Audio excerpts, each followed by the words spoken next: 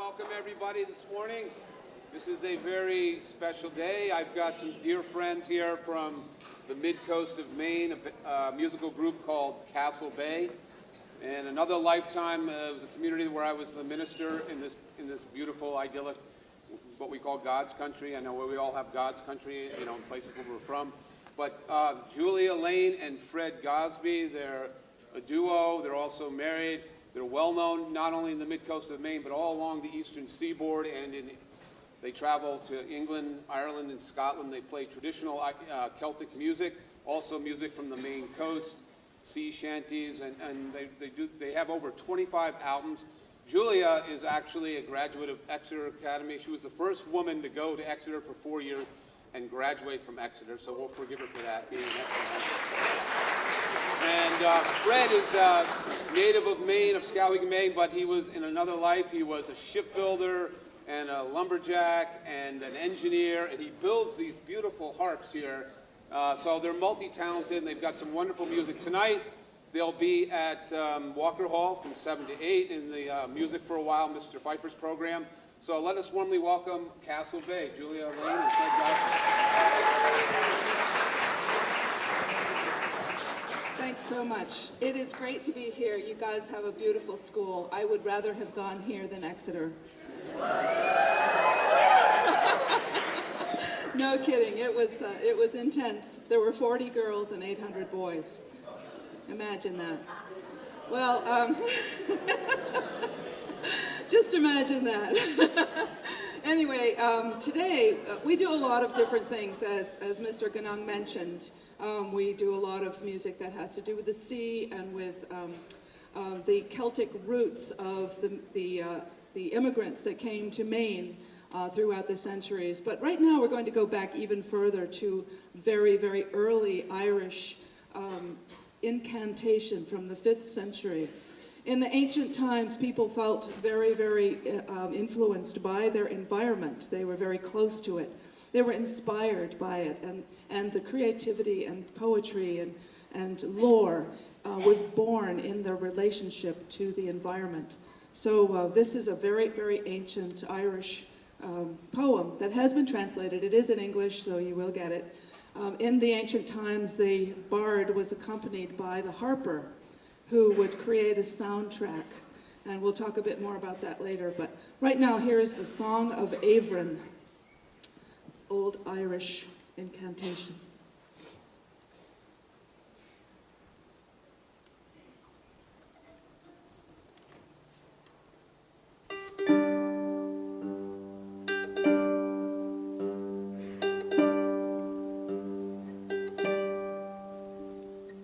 I am a wind across the sea.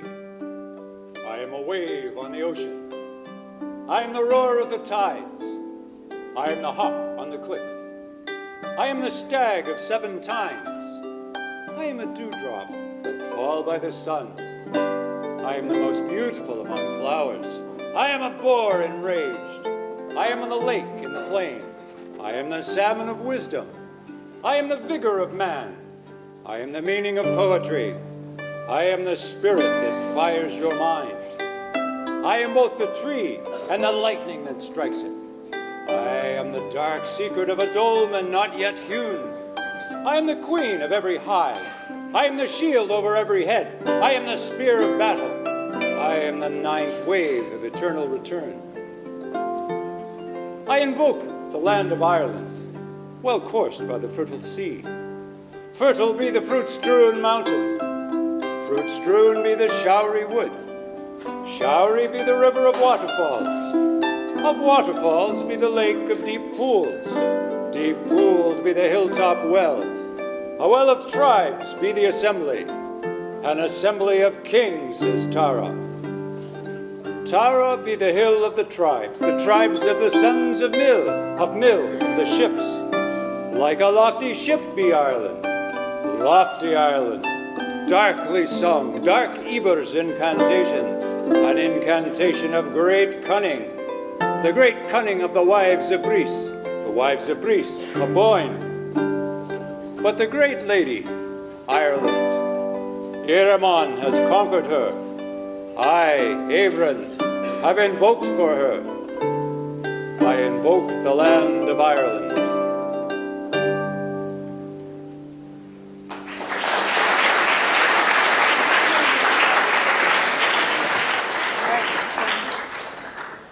We're going to continue with a song made from a poem by William Butler Yeats. Did anyone studied Yeats' poetry at all?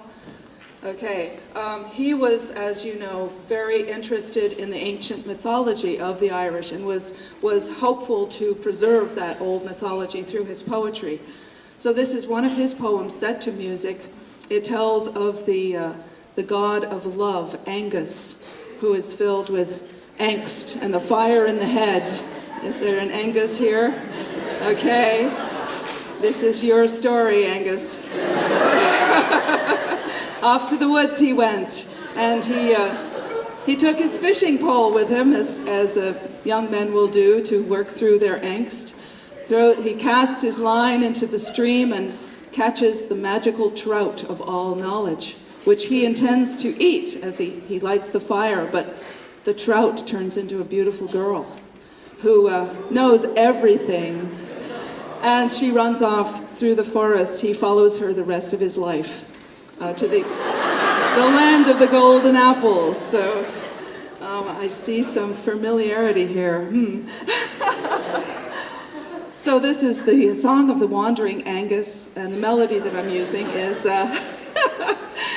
an ancient medieval tune.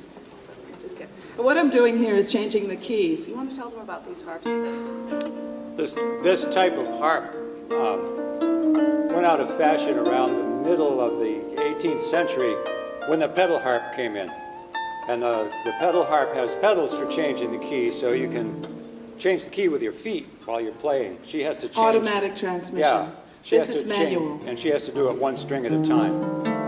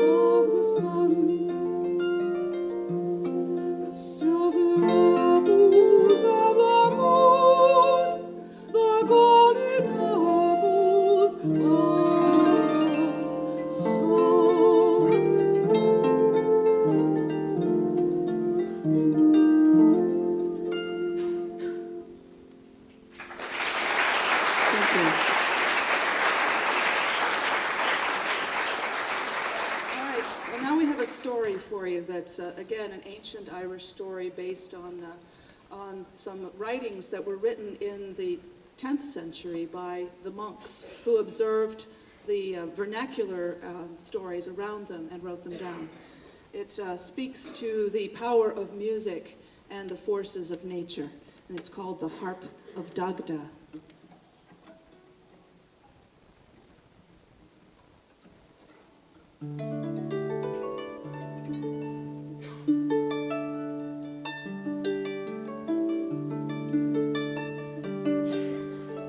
Many long ages ago, in Ireland, when the grass was more green, the sky more blue, and the water more clear than it is today, the Tuatha Dé Danann came.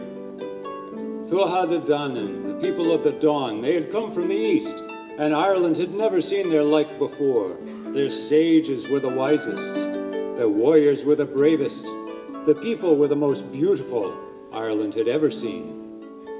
But the wisest, the bravest, and the most beautiful of them all was their leader, who they called the Dagda. And the Dagda had many wonderful treasures in his house. He had tall tapestries twined with scenes of heroes hunting and great golden goblets set with glittering gems. But his most prized possession, the thing dearest to his heart, was his harp. And the Dagda would play his harp for the people. Sometimes he'd play the gantre, the music of dance and celebration, and just as the Dagda's fingers would dance across the strings of the harp, so the people would dance and be merry.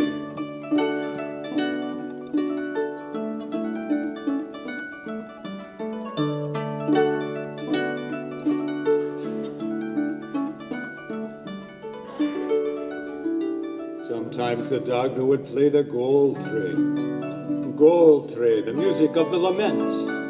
And then the people would remember their lost loves, their fallen friends, their high hopes unfulfilled.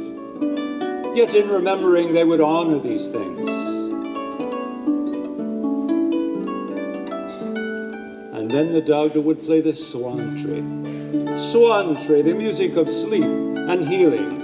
And then the people would sleep peaceful sleep, dream beautiful dreams, and forget their sorrows. The Dagda also played his harp to change the seasons. In the spring, he'd play the quick tune of the melting snow and the rushing stream, and then the buds would burst from the banks, and the fields and forests be filled with ferns and flowers. And as the wheel of the year turned to the slow, lazy days of the summer, then the Dagda would play the sound of the ripening grain and the fattening fruit until all the fields were golden and the fruit hung heavy on the bough. And again, as the wheel of the year turned to the autumn, he would play the sound of the falling leaves. And then squirrels would seek nuts to hide for the winter, and the bears would seek their dens. And finally, in the short, dark days of the winter, he'd play the cold, hard sound of the freezing stream and the falling snow.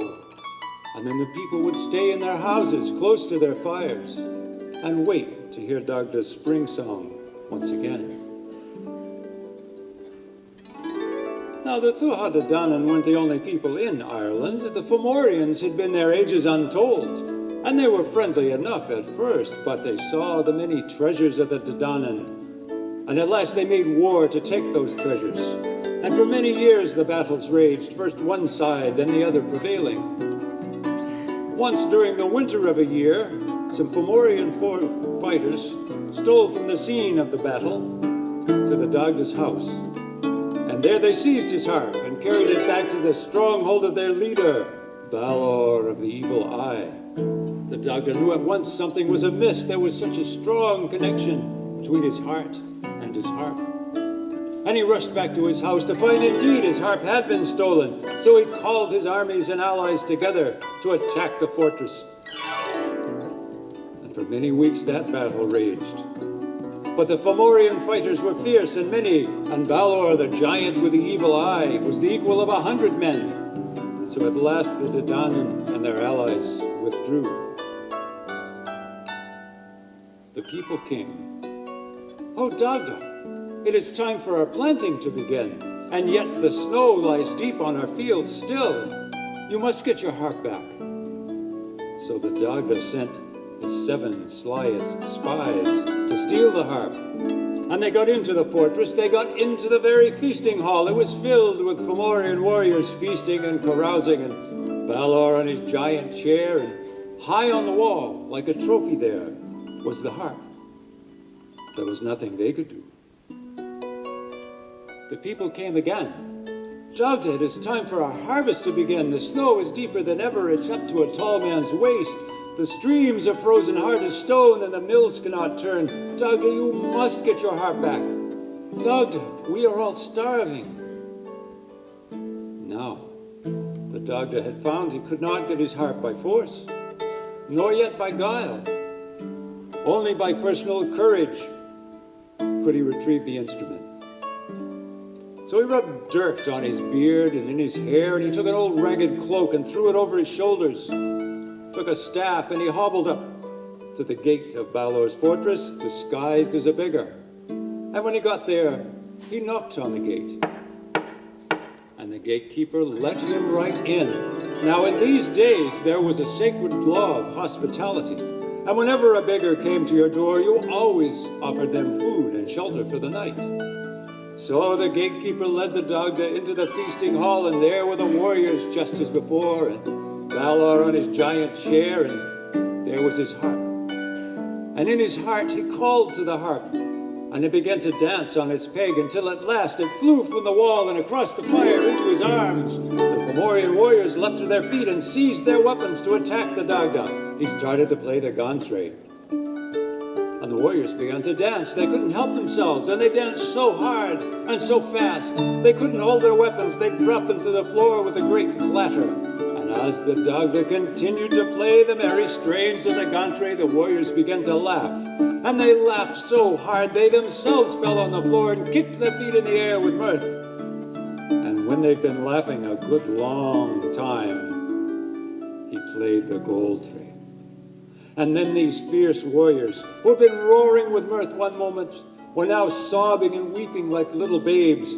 Even Balor on his giant chair with his one good eye was weeping great tears that fell to the floor and flooded the fire.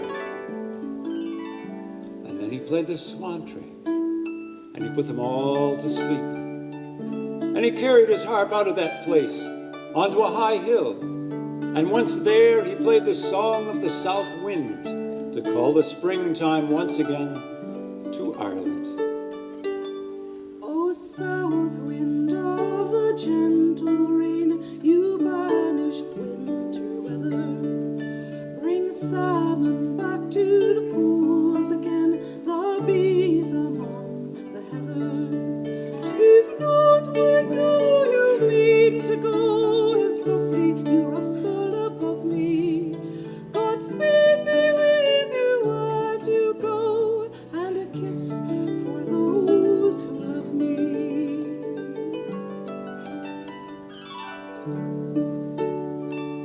The harp of Dagda.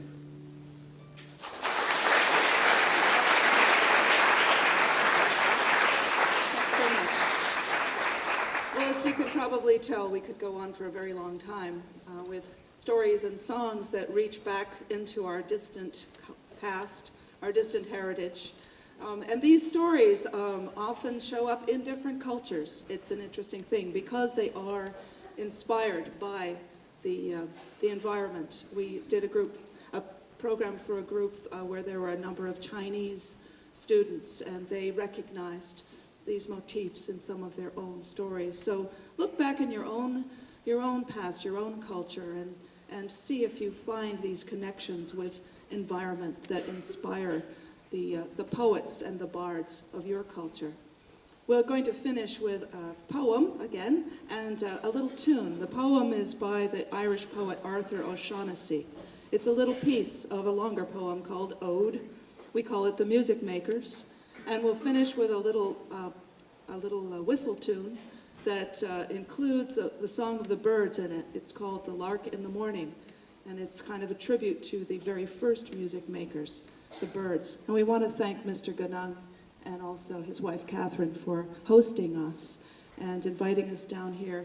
We hope that we'll see you again sometime. Our website is castlebay.net. Castlebay.com is golf clubs. So if you want to visit our website, it's castlebay.net. So here's the Music Makers.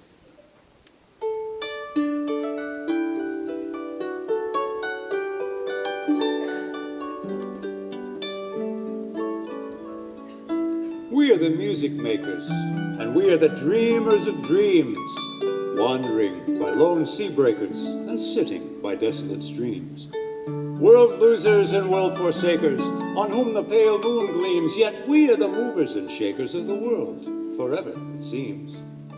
With wonderful, deathless ditties, we build up the world's great cities, and out of a fabulous story, we fashion an empire's glory.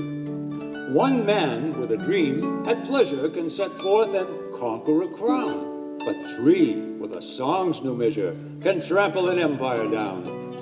We in the ages lying in the buried past of the earth built Nineveh with our sighing, and Babel itself with our mirth. Then o'erthrew them with prophesying to the old of the new world's worth. For each age is a dream that is dying, or one that is coming to birth.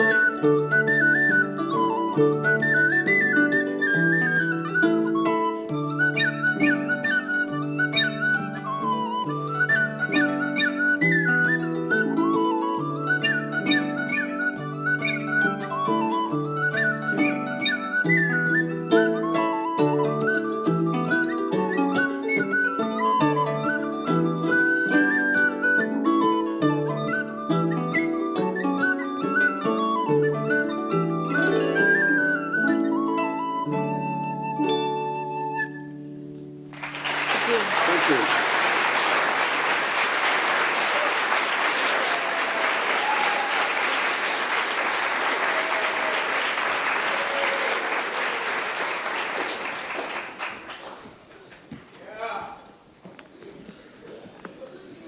So Castlebay is performing today a little bit later in Lobby, and then tonight in Walker Hall at 7 to 8 and music for a little while. And we're just going to take a moment. We're going to move some things because we just have a short